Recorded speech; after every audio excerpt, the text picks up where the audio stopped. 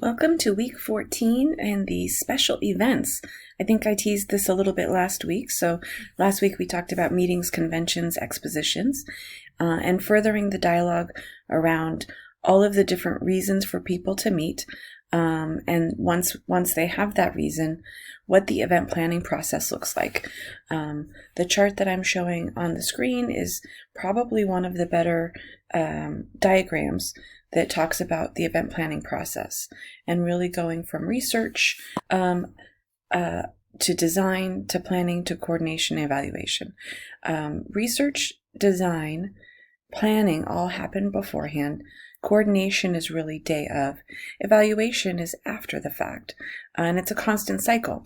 Thinking about it in terms of cyclical events, you may just plan one wedding, but there may be a special event that you plan every year, every 2 years, every 4 years.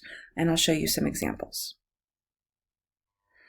So here's some different examples, whether association, charity balls and fundraisers, social functions like we talked about, weddings, fairs and festivals, concerts and sporting events, and then mega sporting events. So thinking about things like the Olympics, the World Cup, the Super Bowl, World Series. So there's a lot of different varieties of special events and ways that this can be a super rewarding part of the business, the fun part of the business.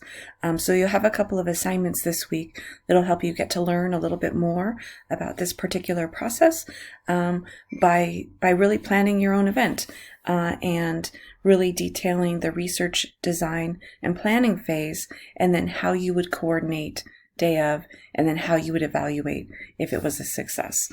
So I hope that you enjoy the special events portion that we're focusing on this week. Thank you.